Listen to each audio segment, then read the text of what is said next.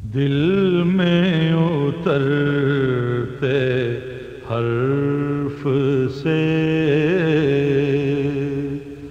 मुझको मिला पता तेरा। दिल में उतरते हर्फ से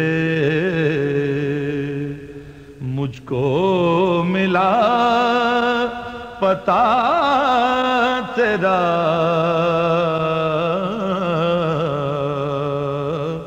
मोजेज़ा हुस्ने सौत का। अब तुमने जिक्र मांगा कि मुझे कोई जिक्र दे दो, उसने बोला कितने बरस का चाहिए। अब तुम्हारी हिम्मत है, तुमने कहा मुझे 1 बरस का चाहिए, 3 बरस का चाहिए, 5 बरस का चाहिए। अब तुमने कहा भी मुझे 1 बरस का चाहिए। अच्छा, अब उन्होंने 1 बरस का तुम्हें जिक्र दे दिया, तो जाओ 1 बरस करो। अब वो 1 बरस जो है तुम्हारा दिन अलग लगेगा, रात अलग लगेगी, दिन और रात मिलाकर 1 बरस नहीं होगा वो। तो इसलिए अज़कार दिन का अलग होगा, रात का अलग होगा। तो दिन का अज़कार वो तुम्हें सूरज तुलू होने से करेगा, और रात का अज़कार रात शुरू होने से करेगा।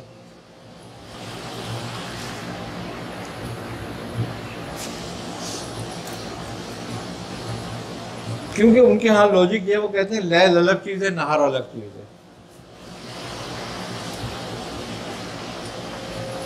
है। एक जिक्र करो उजाले में, एक जिक्र करो अंधेरे में, जब बैलेंस होता है जिक्र। अब उन्होंने तुम्हें बता दिया कि फिर 12,000 अल्लाह से मत पढ़ो। अब 1 साल तक तुम्हें लैल और निहार का जिक्र करना है, 12,000 तुलू होने के बाद और 12,000 गुरूब होने के बाद। अब एक दिन तुम्हारी आंख नहीं खुलती है, तुम बीमार हो, बुखार चढ़ गया, कोई बात है तुम्हें, तुम्हारी आंख नहीं खुली एक दिन, या एक दिन रात का तुम जिक्र नहीं कर सके, कोई मैयत हो गई, कोई काम हो गया, तुम वहां मसरूफ हो गए। वो लोग नहीं मानते इस बात को, वो कहते हैं शुरू से कर, दोबारा करो, ये खत्म हो गया जो तुमने करा था, अब दोबारा शुरू हो जाओ। अब तुम लाख बयान करोगे मैं बुखार था, उन्होंने कहा तुम मरा तो नहीं था, जिंदा था ना, कर लेगा तो करो ठीक है, बस अब दोबारा से करेगा, वो नहीं सुनते। अब जो 1 साल की बात है, 1 साल में कितनी बातें होती हैं आदमी के साथ, यही हाल उनका ये है कि वो 12-12 बरस, 24-24 बरस के जिक्र देते हैं। हमारे दादा मियाँ ने मियाँ साहब को 30 बरस का जिक्र दिया।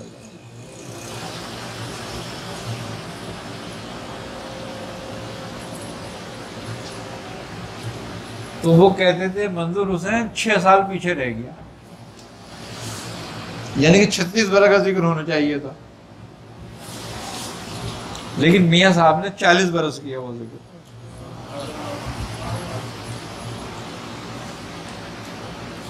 वो कहते थे मेरे पीर की ये बात नहीं रहेगी मैं 6 बरस पीछे रह गया, मैं 4 बरस आगे हो गया। अब किसी एक चीज की मदामत 40 बरस रखना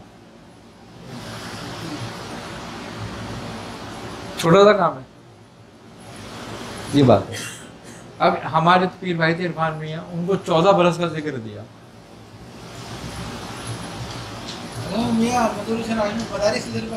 मदारी से शतारी मदारी, अच्छा 14 बरस का जिक्र किया। वो 14 बरस लैल और निहार का जिक्र करते, तो सूरह इखलास का जिक्र था उनको दिया था, तो 14,000 बार सूरह इखलास उन्होंने सूरज तुलू होने के बाद पढ़नी होती थी, 14 बरस सूरज गुरूब होने के बाद पढ़नी होती थी, 14,000।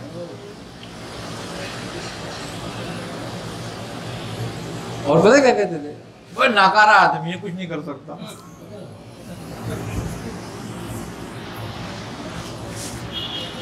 उनके हिसाब से तो वो वाकई ऐसी बात थी, लेकिन और दूसरों के हिसाब से बहुत ज्यादा थी।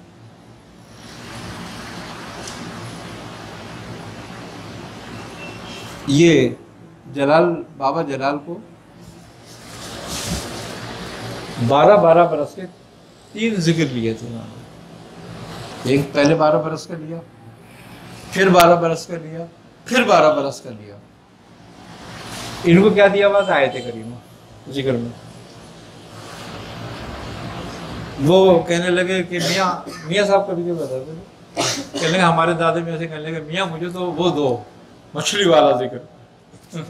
तो कहले तू मछली के पेट में बैठ के करेगा क्या? कहने लगे नहीं मुझे उसमें मजा आता है। कहने लगे अच्छा ठीक है जा तो कर। तो आयत करीमे का जिक्र किया। तो अब 12 बरस की चीज 3 चिल्ले क्यों लिए इन्होंने? एक जिक्र इन्होंने किया रेगिस्तान में रेत में बैठ के 12 बरस का। सुबह भी रेत पे बैठते, रात को भी रेत पे बैठते, 12 साल गुजार दिए। फिर गए, कहने मियाँ फिर 12 बरस का जिक्र चाहिए।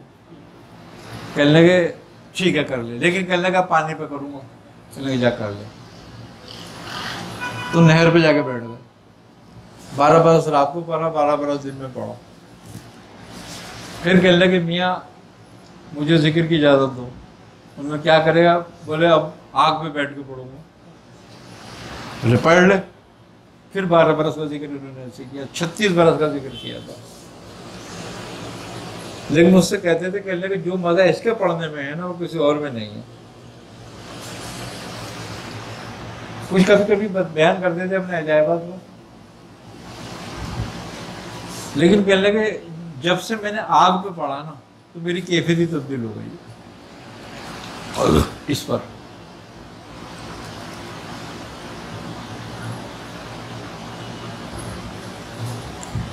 अब तुम ये पूछोगे कि ये 3 जिक्र आग पानी का क्या चक्कर है, ये भी समझने वाली बात है कि क्यों जिक्र लिया था उन्होंने।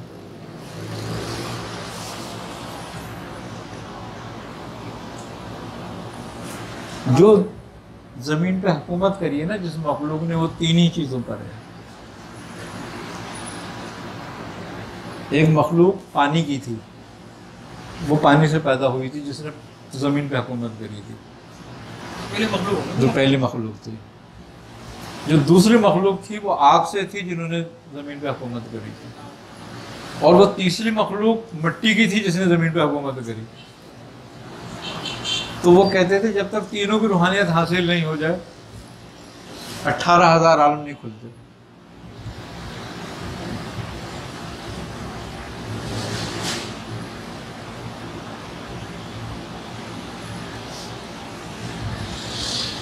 अब इबादत भी हो गई, अज़कार भी हो गए, मनाजिलें भी तय कर ली, तमाम मखलूक से एक वास्ता भी पैदा हुआ। ये जब अच्छा ये तरीका अक्सर बुजुर्गों का रहा। इब्राहिम बिन अदहम कहाँ जिक्र करते थे? आपने रेगिस्तानों में भी जिक्र किया, आपने पानी में भी जिक्र किया,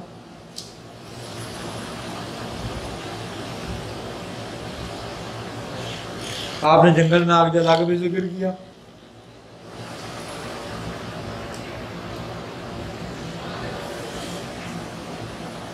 हजरत ख्वाजा खिज़र ने शेख अब्दुल खालिक उनमंजदानी, क्या नाम है उनका, वुजदवानी, उनको जिक्र दिया पानी का कि पानी में बैठ के करा करो। हफ्से दम नक्शबंदियों वहीं से आया है हफ्से दम। इब्राहिम बिन अदहम को भी जिक्र तालीम फरमाया पानी में बैठ के करने का। बोलिशा कलंदर ने 3 जगह किया, पानी में भी किया, हवा में भी बैठ के किया, रेत पे। और मच, समझ दो मच किसको कहते हैं? आग जलाकर, डंडे लगाकर हर वक्त आग जलती रही जिसमें, वो मच कहलाता है। कलंदरों में वहीं से आया है ये मच। क्या आप 12 बरस आग जला के रखी है आपने? रेत का तो हवाई जिक्र, हवाई जिक्र आई ना समझ बस। तो मुख्तलिफ बुजुर्गों, शमशुद्दीन तबरेज़ी ने किया।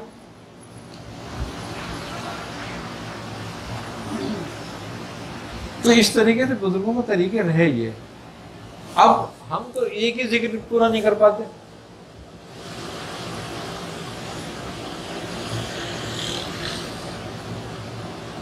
हक बाऊ रहमतुल्लाह अलैह फरमाते हैं सूरह मुज़म्मिल के बारे में,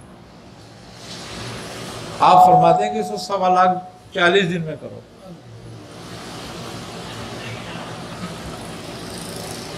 तो सुल्तानी नसीब हो जाती है। मेरे हिसाब ही समझ में नहीं आता कुछ इसका। 3125। हाँ, मैंने भी बहुत करके कोशिश करके देखी है इसकी, लेकिन नहीं बनता ही नहीं कुछ ना कुछ।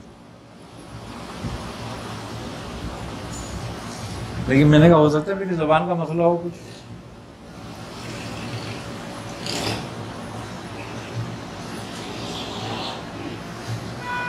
क्योंकि एक तस्बीह बहुत जोर लगाकर ना 1 घंटे में होती है, तो 24 घंटे में 24 तस्बीह हो गई।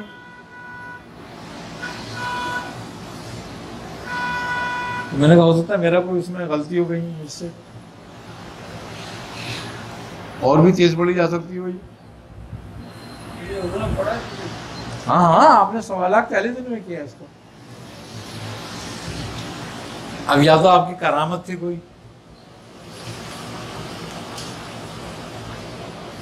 फिर इसकी तरकीब दूसरी यही है कि सिर में बैठ के पड़े आदमी। वैसे आदमी सब कुछ फाइल करके टॉयलेट से खाने से 24 घंटे लगाया तो 24 से। हाँ, मैं वही तो कह रहा हूँ ना, मैंने 120 दिन में तो पढ़ी आराम से इसको। 120 दिन का चिल्ला काट के 1.25 लाख करी थी।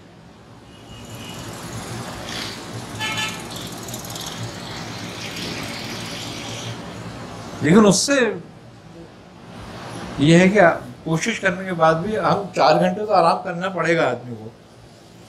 20 घंटे ही कर सकता है वो काम, तो 2000 बार रोज पढ़ सकता है, 60 दिन में कर सकता है, 2 महीने में। नहीं, मैं कह रहा हूँ 3 घंटे सो, 1 घंटे नमाजों का निकाल दो, आधा घंटा वाशरूम का निकाल दो, 1 पहर सो जाओ। लेकिन फिर भी तो नहीं हो रहा।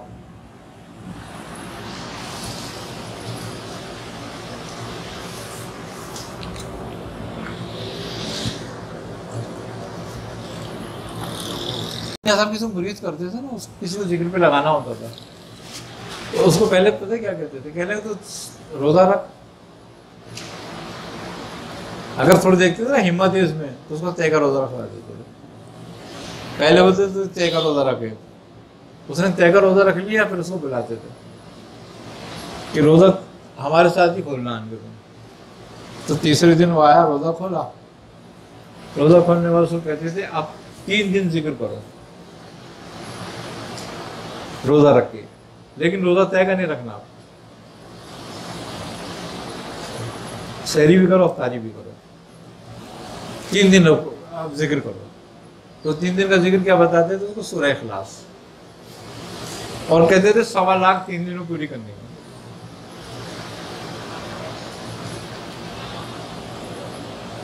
अगरचे उसने 1.25 लाख 3 दिन में पूरी कर ली, तो फिर आगे जिक्र तालीम करते थे, और नहीं करी तो फिर बस वहीं खत्म उसका काम।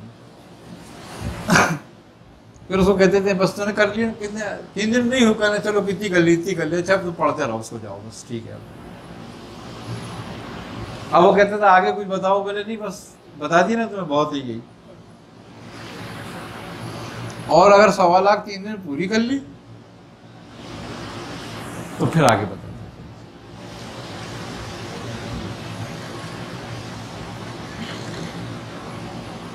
तो वो कहते थे कि 3 दिन महीने में मामूल होना चाहिए तुम्हारा, 13, 14, 15,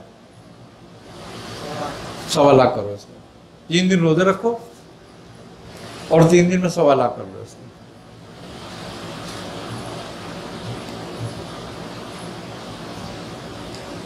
जब आपने अपने शरीर के बिल्कुल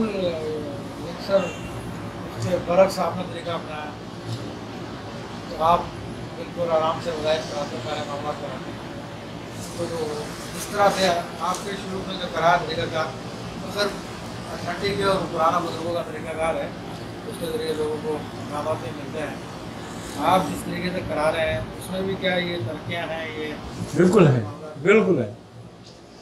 इसलिए कि ज़माने की बात है, जिस तरीके से शरीयत में इज्तिहाद की इजाज़त है, इसी तरीके से रूहानियत में भी है कि ज़माने के साथ साथ तब्दीलियाँ आती हैं, और हमने अपने बुज़ुर्गों से इजाज़त लेकर ही उस तरीके से फिर अपनाया उस तरीके को। अब मियाँ साहब का मामूल था ये, वो कहते थे कि हर महीने में 3 दिन में तुम 1.25 लाख सूरह इखलास करो। मैंने फिर हमने करी, फिर मैंने बोला मियाँ और भी बहुत सारे औराद और वज़ाइफ करने होते हैं, 1.25 लाख 3 दिन में नहीं हो सकती है, या फिर दूसरे छोड़ दे 3 दिन के लिए, फिर ये कर लो। कहने नहीं छोड़ना नहीं कुछ भी। फिर कहने लगे अच्छा तुम ऐसा करो कि 10 दिन में करो। मैंने कहा नहीं मियाँ बहुत मुश्किल हो जाएगा, घर भी चलाने हैं, बहुत सारे काम हैं। कहने लगे लेकिन 100 लाख तो ख़त्म नहीं होगी कभी भी। मैंने कहा फिर बोले तुम 28 दिन में करो। मैंने कहा हाँ ये हो सकती है बात, बिल्कुल पक्की बात है, इससे कभी नहीं फिरेंगे हम लोग। अब हम उसमें पाबंद हो गए। हाँ हाँ, मैंने बोला इसकी कोई मसला नहीं है, ये मैं कर लूँगा। उन्होंने मुझे मियाँ साहब की तरफ से इसकी हुई थी कि मैं ये 5,000 रोज़ पढ़ूँ। मैंने कहा मैं करूँगा, जब तक मेरी हिम्मत है, ताकत है, मैं जिंदा हूँ, मैं कोशिशें मेरी करूँगा। जलाल बाबा ने मुझे आयत करीमे की इजाज़त दी और उनकी भी शर्त यही थी 3 दिन में 1.25 लाख की। मैंने कहा नहीं हो सकता, 1 दफ़ा कर लूँगा, 2 दफ़ा कर लूँगा, मैं रेगुलर नहीं कर सकूँगा। कहने लगे फिर 28 दिन में। मैंने कहा हाँ, 1 चांद के फेर में मैं करूँगा। कहने लगे सही है, वो भी मैंने उस पर भी कायम हो गया, मैंने करना है मुझे।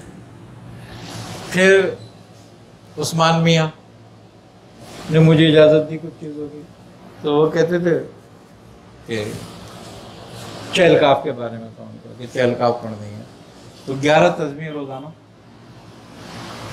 चहलकाफ की उन्होंने कहा कि 1100 बार रोज़ाना पढ़नी है। मैंने कहा मियाँ 2 हिस्सों में पढ़ लूँ? कहने लगे नहीं 1 बैठक में। तो मैंने कहा 1 बैठक में कुछ रियायत हो जाए मेरे साथ। तो वो कहने लगे नहीं ऐसा कुछ नहीं है। मैंने कहा मियाँ दादा मियाँ तो 800 बार पढ़ते थे, तुम मुझे 1100 बार पढ़वा रहे हो। कहने लगे कम बात तुझे कितने बता दिया?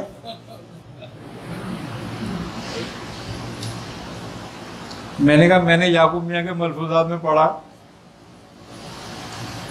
तो हंसने लगे, कहने लगे अच्छा 800 तो करेगा ना? मैंने कहा हाँ ये तो कर लूँगा। कहने लगे ठीक है, उसकी भी मेरी मामूलात में रहेगी। मैंने कहा जब तक मैं हूँ अपने मामूलात में रखूँगा। इस तरह 2-3 और औलाद हैं। वो क्या नाम था, पीर बटन शाह वाले जो थे, पीर नवाब अली शाह, हाँ उनसे भी जिक्र लिया था एक मैंने, वो भी मैं आज तक कर रहा हूँ जिक्र। मैंने अपनी जिक्र में आज तक जिन बुजुर्ग से लिया ना, और जिनसे वादा कर लिया कि इतना करूँगा मैं इसको, उनका या बदल हो जाएगी। हाँ वो तो 12,000 कहते थे मुझसे कि 12,000 करना है तुझे रोज़। मैंने कहा 12,000 तो मैं चिल्ला, तो मैंने काटा था उसका। मैंने कहा 120 दिन का उन्होंने कहा था मुझसे 4 महीने का, कि 12,000 4 महीने रोज़ाना पढ़ना है सुबह शाम करके। वो मैंने कर लिया था, लेकिन मैंने कहा अब ये कि अब 12,000 तो नहीं हो सकेगा, इसको तुम तो कहने लगे फिर 28 दिन में 1.25 लाख करोगे इसको। मैंने कहा हाँ ये मेरा वादा है, मैं इसको 28 दिन में 1.25 लाख कर लूँगा। वो 28 दिन में 1.25 लाख कर रहा है। अच्छा ये औलाद मेरे जितने भी हैं, इनमें से एक भी मैंने कभी अपने काम में नहीं लिया। हाँ आज तक मैंने एक भी जिक्र मैंने किसी पे भी दम कर कभी पढ़ के फूंका भी नहीं। क्यों? कि ये बुजुर्गों की अमानत, मैंने कहा इसमें कुछ नहीं। जो दूसरे मेरे वज़ाइफ हैं औराद हैं वो मैं दम करता रहता हूँ, उससे दम कर देता हूँ कुछ भी, लेकिन ये जो मेरे वज़ाइफ आज तक कभी एक फूंक भी किसी को नहीं मारी उसने, और ना कभी कोई ज़रूरत हुई कि किसी ज़रूरत के तहत पढ़ा मैंने कभी इसको, कभी भी नहीं पढ़ा। जो मेरे पास मामूलात हैं वही पढ़ता हूँ। अब उसमें कोई परेशानी आ जाए, कोई कारोबारी परेशानी, कोई कुछ भी परेशानी आ गई, घर वालों ने कहा कि ये ऐसे, मैंने कहा छोड़ो, अल्लाह ताला ने उसको, अल्लाह आसानी कर देगा उसमें, वो अलग निकाल दिया मामला। कभी मैंने अपने किसी काम के लिए कभी इस्तिखारा तक नहीं करा, कभी अपने बच्चों की शादी के लिए भी इस्तिखारा नहीं करा।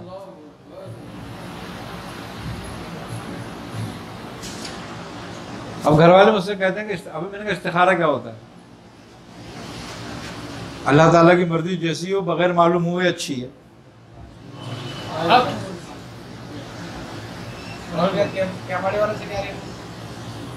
वो उनसे बाबा से जो वो थे, हाँ, वो उनका एक जिक्र था, वो उसको करते थे और उन्होंने मुझे उसकी तालीम की थी उस जिक्र की, तो वो मैं आज तक करता हूँ उसका जिक्र।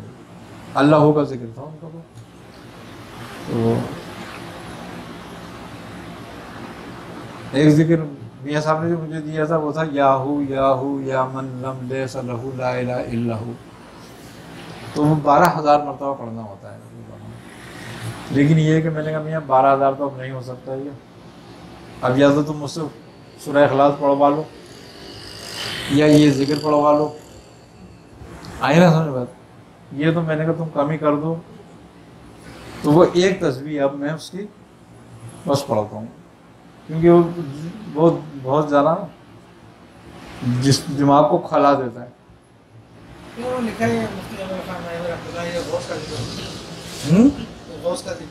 हाँ, मियाँ साहब तो यही फरमाते थे कि ये गौस मकाम गौसियत के लिए जिक्र है, याहू याहू या मन लम लैसा लहू ला इलाहा इल्लहू। तो मैंने तो ये समझ लो पहाड़ी पे बैठ के इसके बारे में ये कि इसको साए में नहीं पढ़ना होता। तो रात दिन जो है ना हमने समझ लो पहाड़ी पे बैठ के गुजारे थे उसके। तो वो 9 महीने का जिक्र था, 9 महीने किया था मैंने।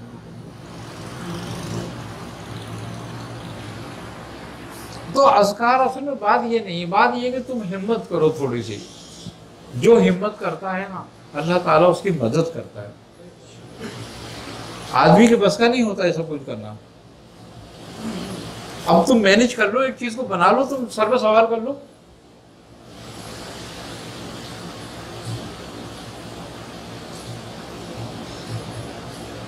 आई ना समझ? आशा मुस्फे का जिक्र थे, मुझे दिया 10 इस्म थे वो। तो जब वो मुझे दिए, मैंने ख्वाब में देखा हजरत इमाम बर्री को। जिक्र भी मुझे ऐसे मिला कि हजरत इमाम बर्री की मेरे को एक दिन ज़ियारत हुई, तो आप बैठे हुए ना वो इस्म पढ़ा रहे हैं।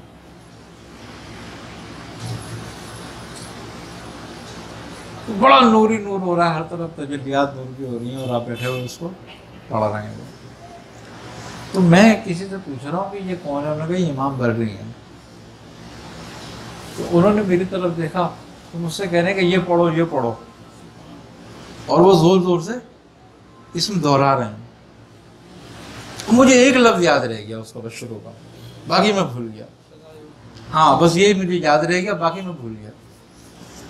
अब मैं जब सुबह उठा मैं बड़ा याद कर रहा हूँ, 10 नाम थे, लेकिन एक याद मुझे बार बार शजायु आ रहा, शजायु।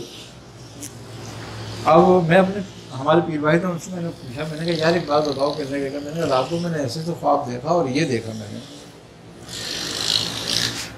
अब वो अच्छा उन्हें भी नहीं पता था इस बात का। मैंने कहा वो शजायु, अबे कहने पता नहीं तूने क्या देख लिया? मैंने कहा नहीं मैंने ये देखा है। अच्छा खैर कोई बात नहीं। मियाँ साहब नहीं थे इत्तेफाक से। 4 दिन के बाद मियाँ साहब आए, तो मैंने कहा मैं मियाँ साहब से पूछूंगा। तो जब मैं गया मुलाकात के लिए, तो जाके बैठा, तो मेरे जहन में बिल्कुल भी नहीं। तो बात होने लगी, तो मियाँ साहब बात करने लगे बुजुर्गों की, तो बर्री शाह इमाम का जिक्र उन्होंने शुरू कर दिया, उनकी फजीलत बयान थोड़ा सा उन्होंने करी और फरमाने लगे कि 10 इस्म पढ़ते थे वो कमाल के इस्म है वो। अब मेरे कान खड़े हो गए, मैंने कहा वो कौन से इस्म है? तो मियाँ साहब फरमाने लगे उसमें एक इस्म है, पहला शुजाई, दूसरा है लुजरई, तीसरा है ड्यूसन, मनुअन, आलिमन। इस तरीके से उन्होंने 10 इस्म बयान कर दिए। मैंने बोला मैं मियाँ साहब से पूछता हूँ इसका। अब 2 मुझे याद हो गए, जब उन्होंने एक दफ़ा बयान किया ना तो मुझे 2 इस्म याद हो गए, शुजाई और लुजरई। अब मैंने कहा मैं पूछूंगा मियाँ साहब से आगे। तो जब वो मैंने कहा लोग चले जाएं फिर मैं बात करूँगा। जब वो लोग उड़ गए तो मियाँ साहब कहने लगे, हमारे पीर भाई थे, वो एक पर्चा और एक पेन लिया। मैं वो पर्चा और पेन लिया, उन्होंने लिखे तो मुझे दिए। तो उन्होंने आगे काफ आई अंसवात हामिल मैंसन काफ भी लगाया। तो मैंने देखा, मैंने कहा मियाँ ये, कहने लगे कि इन्हीं 10 इस्मों की हिदायत थी ना। तो मैंने कहा ये तो इसमें काफा या अंसवात हामिल मैंसन काफ, उन्होंने कहा ये हमारी तरफ से। मैंने कहा मुझे क्या करना है? कहने लगे यहीं तक करना है। मैंने कहा अच्छा, मुझे तो बड़ा वो हुआ कि चलो भाई। कहने पता कितना करना है? मैंने कहा नहीं। कहने 10,000 मरतबा रोजाना। मैंने कहा ये किस चक्कर में फंस गया मैं अब? मैंने कहा मियाँ मैं तो समझ रहा था एक आध तस्वीर होगी। कहने लगे नहीं मियाँ, तुम्हारे समझने की क्या है? मैंने कहा फिर? कहने 10,000 बार रोज करना है इसको। मैंने कहा अच्छा कितने दिन करना है? कि नहीं ये तो बाद में पता चलता है कितने दिन करना है। फिर मैंने नियत करी, मैंने कम से कम चलो 40 दिन तो करूं। फिर मैं उस पर लग गया, लेकिन मुझे 120 दिन करना पड़ा। इनका वही माना है कि जो रब्बुल शहीद यही अलग है, ये कुछ अलग हैं थोड़े से, लेकिन हैं बड़े कमाल के, इसमें कोई शक नहीं है। फिर हैं अच्छा, फिर मियाँ साहब ने मुझसे कहा था फिर रखने को 1000 मरतबा का, कि इसका 1000 मरतबा रोज विर्द रखो। अरे मैंने कहा मियाँ 1000 मरतबा तो नहीं हो सकेगा ये। तो कहने फिर तुम्हारी मर्जी बारे जो चाहे करो। फिर एक तस्बीह मैं इसकी करता था, लेकिन बड़ा अच्छे इसमें है। 70 मरतबा भी बहुत होता है ये। 70 मरतबा में ये होता है कि वो किसी का मोहताज नहीं रहता आदमी, कुशादगी बहुत है इसमें।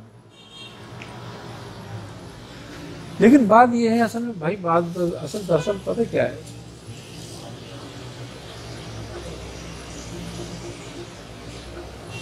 कुछ भी पढ़ लो, असल चीज है तुम्हारी तवज्जो बस,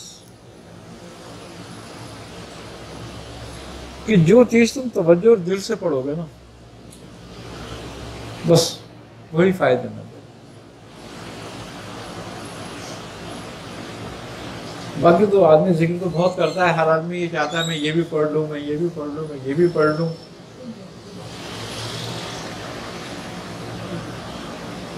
आई ना समझ लो, लेकिन सब पढ़ा नहीं जा सकता।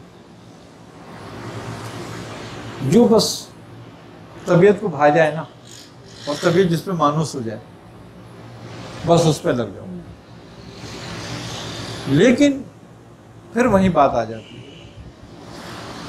रट्टा लगाने का नतीजा कुछ नहीं होता जब तक तुम एहतमाम ना करो। यानी कि खाने पीने, उठना बैठना, सोना जागना। देखो आमिल जो होता है ना, एक बात है, आमिल कहते हैं अमल करने वाले को, तावीज़ वाले को नहीं आमिल कहते थे। आमिल का मकसद अमल करने वाला है। जो अमल करने वाले लोग होते हैं ना, उनकी जिंदगी आम आदमी की तरह नहीं होती।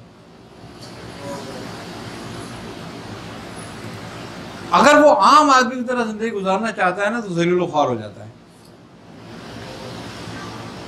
उसको थोड़ी सी हट के गुजारनी होती है, यानी कि आम आदमी से नीचे गुजारनी होती है उसको जिंदगी अपनी, है?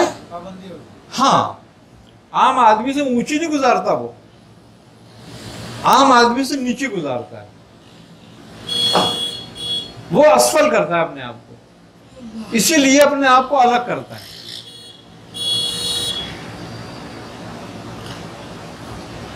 यही बंदगी है।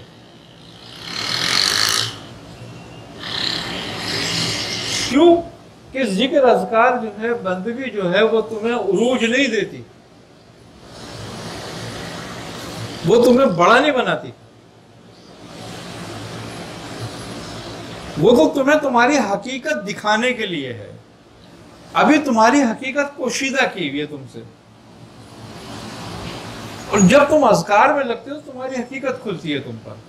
तो तुम जब हकीकत खुलती है तो तुम औरों से कम हो, ज्यादा नहीं हो। अब जो जिक्र फिक्र, जो इबादत तुम्हें लोगों से अलग करे, यानी कि बढ़ाकर पेश करे, तुम में तकब्बुर लाए, तो तुम इसका मतलब हो गुमराही पर हो, फिसाद पर हो।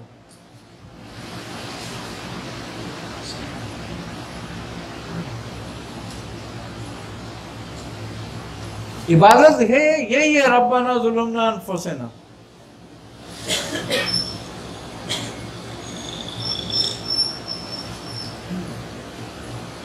वो इबादत नहीं है कि मैं इससे बेहतर हूं।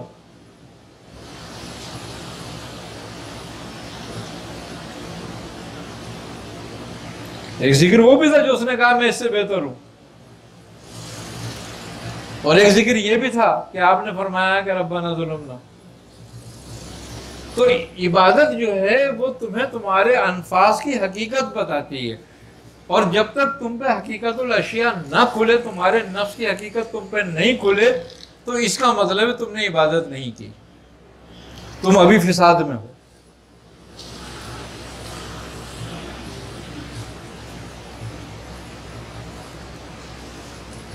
कहते हैं ना, जिंदगी आमद बराए बंदगी,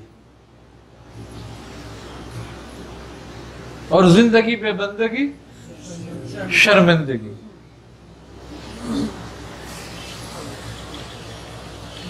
बंदगी का बे से बंदगी शुरू होती है और शर्मिंदगी शीन से शुरू होती है, यानी कि ये अबद की तरफ राजे है, वो शैतान की तरफ राजे है,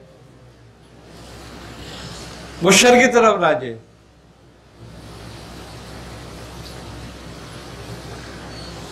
यानी कि बेबंदगी जिंदगी जो है, शर्मिंदगी का मकसद यही है कि अगर बंदगी तुझे बंदा नहीं बना रही और खुदा बना रही है, तो फिर तू शर्म में मुब्तला है। क्योंकि तकब्बुर किसको जेब है? उस जात को जिसकी कोई मिसल नहीं। इसीलिए उसको तकब्बुर है ना कि उसकी कोई मिसल नहीं है, और जिसकी मिसल है उसको तकब्बुर कैसे? तो उसकी हकीकत बंदगी में है, वो बंदा बनने में है। और कहते हैं बंदगी का बे जो है इस बात पर है कि बंदा बंदे से नाउम्मीद हो जाए।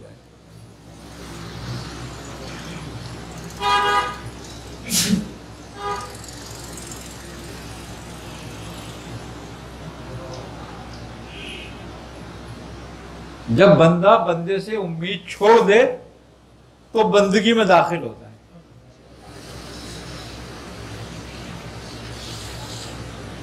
और जब तक बंदे को बंदों से उम्मीद रहे, जब तक समझ लो बंदगी में दाखिल नहीं हुआ।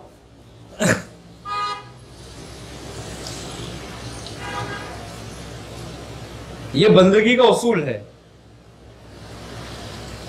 कि जब तक बंदा बंदों से उम्मीद ना छोड़े। फकीर के नजदीक बंदे का बंदे से सवाल करना हराम है। वो हराम इस चीज को समझते हैं कि अगर बंदा बंदे से सवाल करता है तो हराम है ये, अपनी हाजित के लिए। जबकि बिना बशर बिना बशर है, बशर बशर की जरूरत है, असल है। लेकिन वो ये कहते हैं कि ये जो सिलसिला है ये उल्टा है। अल्लाह चाहे किसी बंदे को भेज दे तेरे पास तेरी मदद के लिए, मगर तू बंदे से सवाल मत कर, तू अपने रब से ही सवाल कर। जब तेरी मदद करानी होगी तो किसी को भेजेगा, और जब किसी को भेजे तब भी उससे सवाल मत कर कि जैसे इब्राहिम ने करा।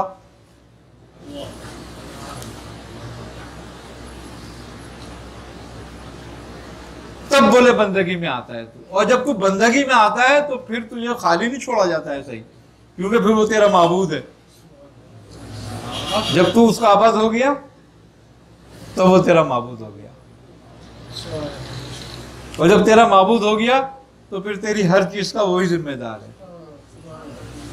बंदगी का मकसद ही यही है। अब दूसरा लफ्ज इसमें नून, यानी कि नफ्स को ख्वाहिशात से रोकना। कहते हैं कि नफ्स फौरन ख्वाहिशात से नहीं रुकता, इसको ख्वाहिश से जरूरत पे ले आओ। इसकी तरतीब यह है कि पहले इसको जरूरत पे ले आओ, और जब जरूरत पर या आ जाए और जरूरत पे मुतमईन हो जाए तो फिर इससे जरूरत से भी नीचे ले जाओ, उसको भी कलील कर लो अपने, तो ये फिर काबू रहेगा। तीसरा मुराद इसकी दाल है। कहते हैं दिल के निगहबान हो जाओ, दिल की निगहबानी करो, इसको साफ कर लो, निगहबानी कर इसकी। पहले मरहले में हो जाएगा ना, जब बंदा बंदे से मालिक हो जाएगा तो वहीं पर साफ हो बिल्कुल साफ हो जाता है, लेकिन फिर भी इसकी निगरानी जरूरी है कि शैतान पीछे खड़ा हुआ है। क्यों? कि खतरा शैतानी यहीं पे ही आता है।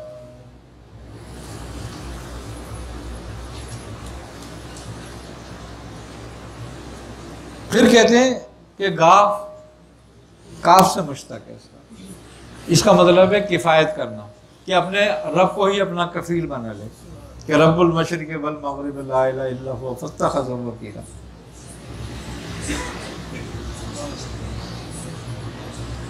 कि तू उसको अपना वकील बना ले, दिल की निगरानी कर के इसको खाली कर ले उसके लिए।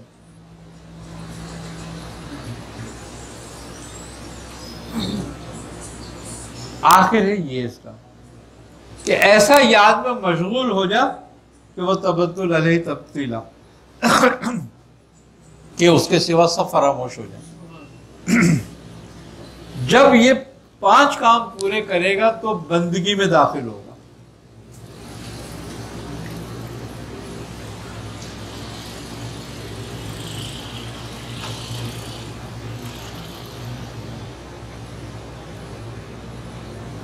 अब मैं बंदगी इसलिए कर रहा हूं कि लोग वाह वाह करें, तो ख्वाहिश नफ्स के लिए कर रहा हूं।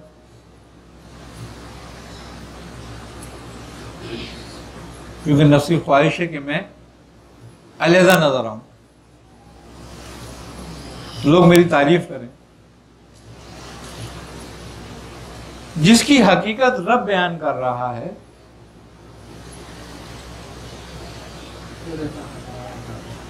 खलक़ल इंसान मिन अलक़, है ना?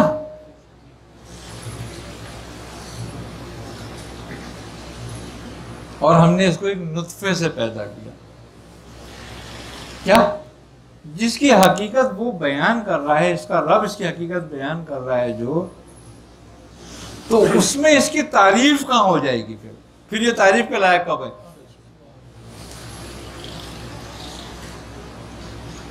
और ये अपनी तारीफ कराना चाहता है, तो ये तो शिर्क कर रहा है ना, कि उसके मुकाबिल खड़ा हो रहा है जिसकी तारीफ है। कि सब तारीफें जिसके लिए हैं उसके सामने खड़ा हो रहा है ना अपनी तारीफ बयान करवाने के लिए। तो कि जब ये लोगों से चाहता है कि मेरी तारीफ करें, तो रब भी लोगों से क्या चाहता है? ये सब तारीफें अल्लाह के लिए। तो बंदा अपनी तारीफ चाहता है कि मेरी तारीफ हो। तारीफ उसकी जिसकी उसने बयान कर दी।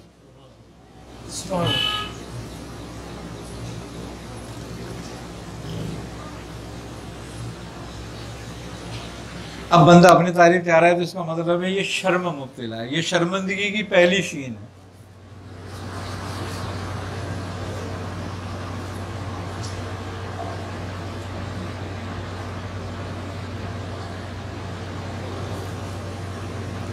दूसरी बात कि मुत्तकी और तक़वे से ये अपने साबित करना चाहता है कि मैं तारीफ के लायक हूं, कि मैं मुत्तकी हूं। इसका मतलब है ये शर्मिंदगी की रेह है, रियाकारी में मुब्तला।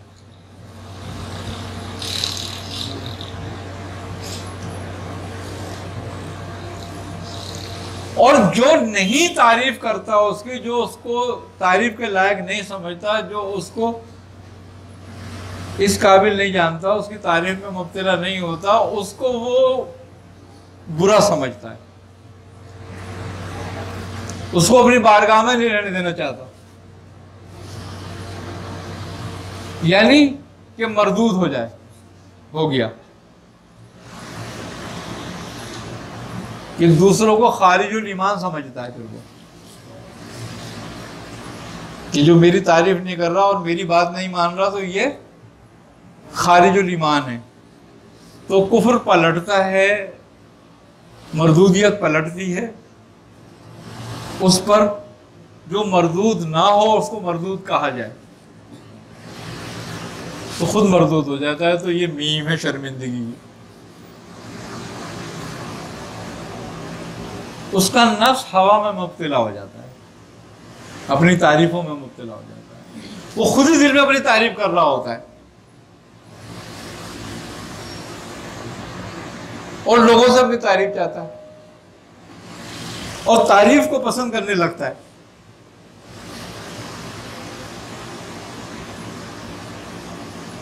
तो ये शर्मिंदगी का नून है। दिल उसकी दुनिया की मोहब्बत से भर जाता है,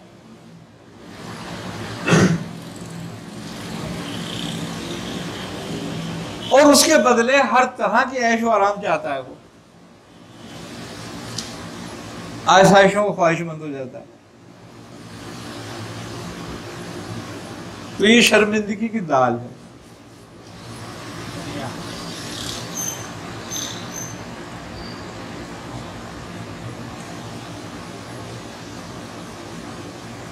फिर वो रब की किफालत छोड़कर बंदों की किफालत पे आ जाता है और बंदों से तालिब होता है कि मेरी मदद करें, मैं ये कर रहा हूं दीन का काम, मेरे तो इबादत कर रहा हूं, मेरी मदद करो।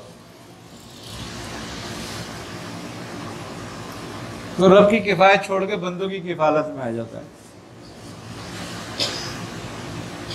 तवक्कुल से अलग हो जाता है। और तवक्कुल में ही होता है अपने से ही।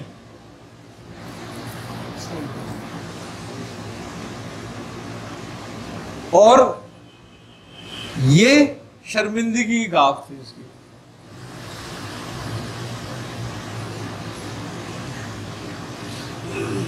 और हकीकी याद इलाही से गाफिल हो जाता है, अपने नफ्स की तारीफ में लगा रहता है, अपने ही नफ्स की इबादत कर रहा होता है, अपने रब की इबादत से गाफिल हो जाता है।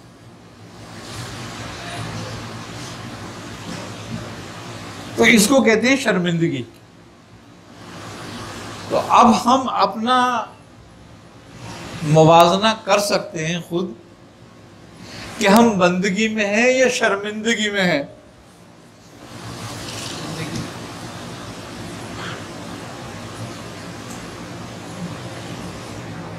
भूखा क्यों रखा जाता है इसमें? तुम्हें भूख वही चीज है जो बंदे को बताती है कि तू बंदा है, मोहताज है। भूख से ज्यादा मोहताजगी तुम्हें कोई चीज नहीं बताती। तुम्हारी मोहताजगी का एहसास तुम्हें भूख से ज्यादा कोई चीज नहीं दिलाती। और फिर भूख में पता चलता है तेरी तारीफ क्या है।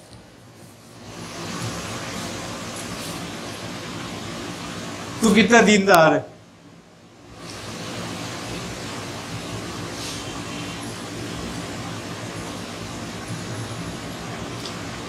इसलिए भूखा रखा जाता है। कम बोलने का हुक्म क्यों आया है?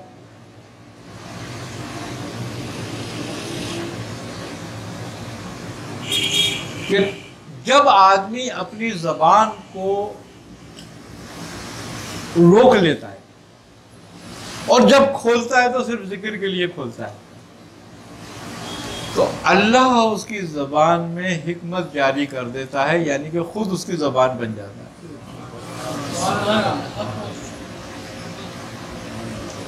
क्योंकि जब वो जबान से खाली जिक्र अल्लाह का करता है और बाकी रोक लेता है अपनी जबान को, तो रब उसकी जबान का कफील हो जाता है, उसकी जबान की किफायत करता है। मकसद ये कि जब उसकी जबान से फिर जो निकलेगा वो पूरा होगा, और उसकी जबान से फिर वही निकलेगा जो हक होगा। और कम सोने का इसलिए हुक्म आया है कि अन्नौम अखवानुल मौत,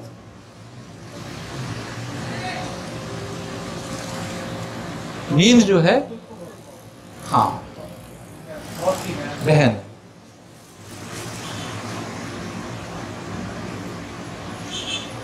मौत काहे की है? नींद गफलत की मौत है। और जाकिर कभी गफलत की मौत नहीं मरता।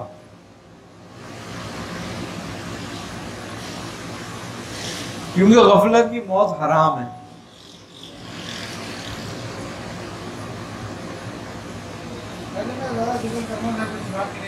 कम हो जाती है। आई ना समझ बात? हाँ, जाकिर अपने रब का परतू होता है, जिल होता है।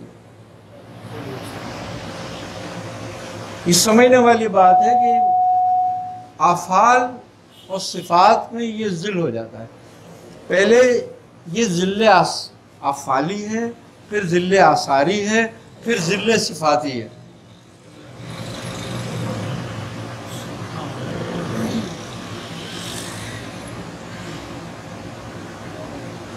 जब ये उसके जिल में तब्दील होता है, ना उसको नींद आती है ना उसको ऊँघ आती है, इसकी भी कम हो जाती है, इसलिए जिल्ली रह जाती है। कम से कम सोता है, कम से कम खाता है। क्यों? कि आलम नासूत में है, सिफाते लिबाज बशरी में है,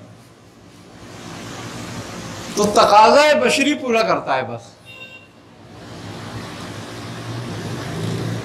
अगर तकाज़ा बशरी पूरा ना करे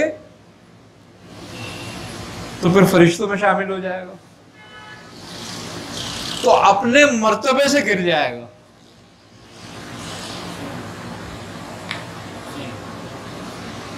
मर्तबा इंसान का बड़ा है, फरिश्ते का नहीं। तो इसलिए जो सिफाते बशरियां हैं इस पर कायम रहनी चाहिए।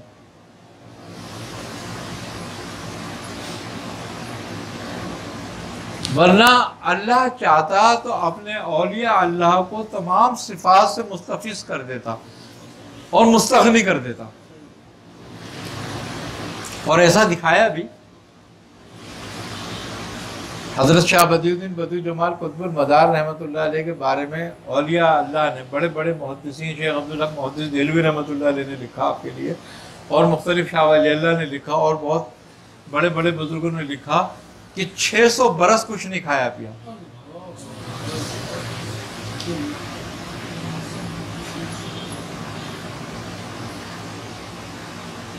यानी कि वो मजहर थे इस बात का कि जब अल्लाह मुस्तगनी करना चाहे अगर किसी को, तो इस्तगना भी पैदा कर देता है। मकसद ये कि ये नहीं थी कि उनकी वो अपनी सिफात ये हो गई थी पैदा, अल्लाह जिसको मुस्तगनी करना चाहता है, दिखाने वाली बात ये कि ये बात है कि वो अपने दोस्तों में किसी बात का मोहताज नहीं है। जैसे कि वो बगैर बाप के औलाद पैदा कर सकता है, तो हजरत बीबी मरियम पे दिखा दिया, साबित कर दिया अपनी सिफत। बगैर माँ और बाप के औलाद पैदा कर सकता है, तो आदम को दिखा दिया पैदा करके।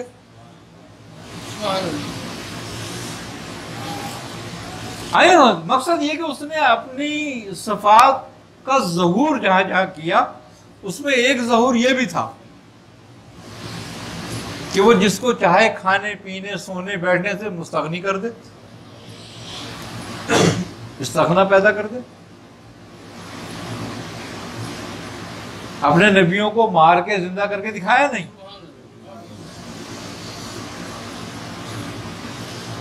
तो वो सारी जो मामला ज़हूर के थे वो इसीलिए थे ताकि लोगों को दिखा दे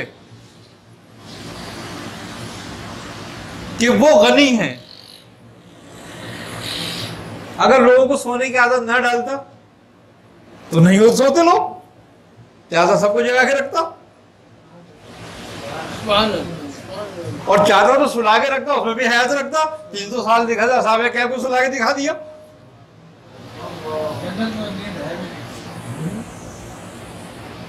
तो मकसद ये है कि वो अपनी सिफत का ज़हूर कहीं भी कर सकता है, लेकिन बात यह है कि बंदा बंदगी के जरिए ही उसका जिल बनता है।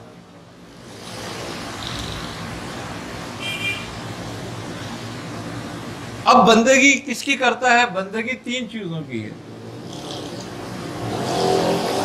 कि बंदगी रब की कर रहा है, बंदगी नफ्स की कर रहा है, या बंदगी शैतान की कर रहा है। कुरान ने कहा है कि और शैतान की पूजा ना करना, इसकी बंदगी ना करना, इसकी पैरवी ना करना। फिर कहता है अपने नफ्स की पैरवी ना करना कि तुम्हें हलाकत में डाल दे, और मेरी ही इबादत करना। तो 3 बंदगी साबित हो गई कुरान से। अब बंदगी की यही बात है कि तू बंदगी किसकी कर रहा है? रब की कर रहा है, अपनी कर रहा है, शैतान की कर रहा है? बंदगी तो बंदा कर ही रहा है, और मुतमईन भी है इस बात पर कि मैं खूब जिक्र कर रहा हूं।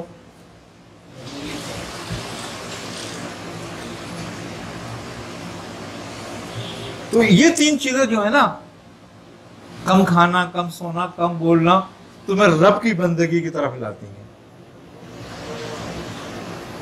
इसीलिए इसमें हिकमत है इन तीनों में ये कि इसको अपनाओ।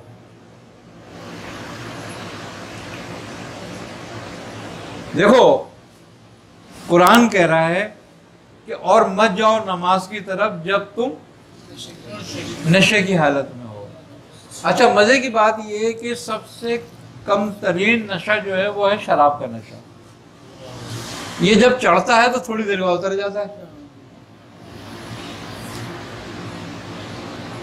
ना ये बात तो। और जब उतर जाए फिर नमाज की तरफ जाओ तुम पहले, लेकिन जब उतर जाए,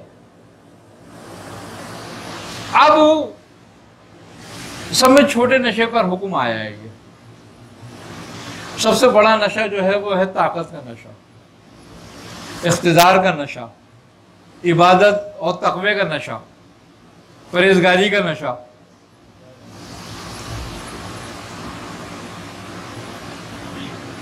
इल्म का नशा, शहवत का नशा। ये इतने सारे नशों के साथ तुम नमाज पढ़ रहे हो।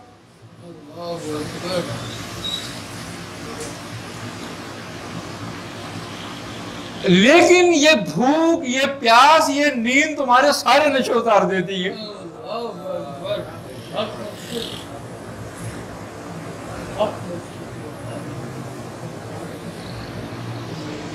ये तुम्हारे सारे नशे उतार देती है, तो तुम्हें नमाज के काबिल कर देती है। वरना तो तुम सिर्फ नमाज में ही हो, नमाज नहीं पढ़ रहे।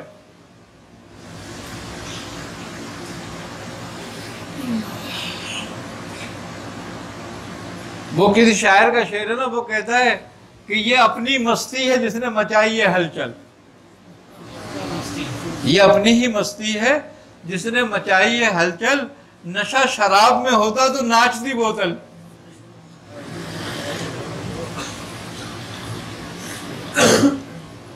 शराब में थोड़ी नशा है, वो तो अपनी मस्ती है तेरी खुद जो तुझ पे सवार है। तो बात यह है कि ये अपनी मस्ती है, हर नशा अपना ही है खुद।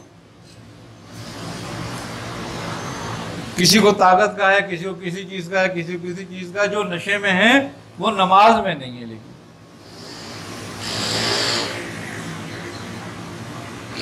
उसको नमाज से दूरी रखा गया है।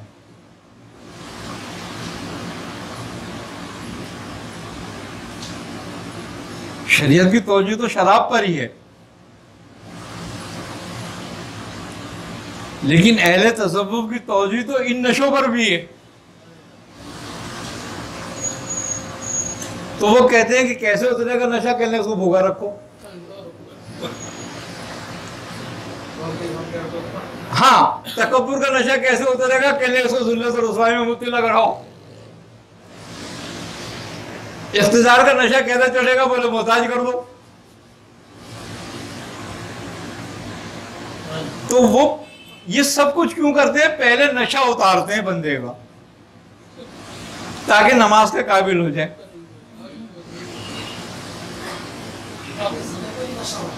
जिक्र का भी नशा है। शैतान को किसका था नशा?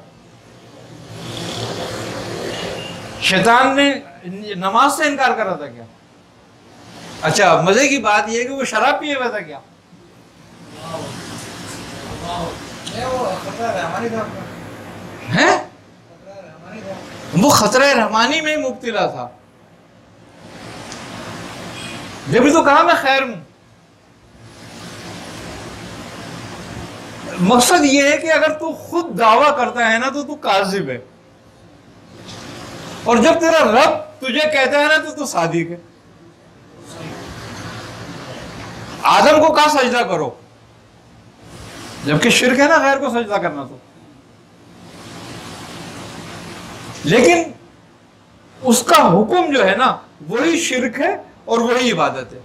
जिस पर आ गया हुक्म के नहीं करना वो शिर्क हो गया, जिस पर आ गया हुक्म के करो वो इबादत हो गई। तो उस वक्त हुक्म आ गया था ना कि करो आदम को सजदा, लेकिन इसमें नशा काहे का था? तकब्बुर का। इसका मतलब यह है कि शराब के नशा तो नमाज से ही दूर करता है, लेकिन तकब्बुर का नशा रब से दूर कर देता है, खैर से ही दूर कर देता है। तो कहते हैं कि सबसे बड़ा नशा जो है वो इख्तिदार का नशा, ताकत का नशा, दौलत का नशा, तकवे का नशा, इल्म का नशा, जिक्र का नशा, फिक्र का नशा। तो ये तीन बातें तीनों सब नशे उतार देती हैं बंदे की।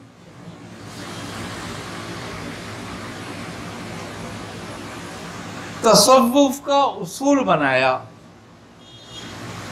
मलामत को।